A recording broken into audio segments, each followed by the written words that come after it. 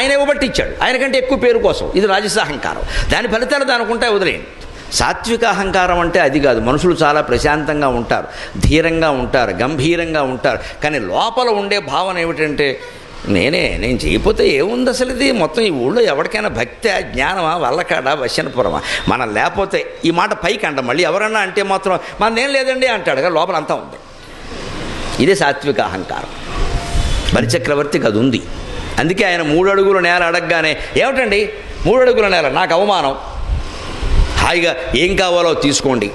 వరచేలంబుల మాడలో ఫలములో వన్యంబులో గోవులో, వరచేలంబుల మాడలో ఫలములో వన్యంబులో గోవులో, కరులో కంచనమో నికేతనములో గ్రామంబులో భూములో, హరులో రత్నములో రథంబులో విశిష్టార్థంబులో కన్యలో, కరులో కంచనమో నికేతనములో గ్రామంబులో భూములో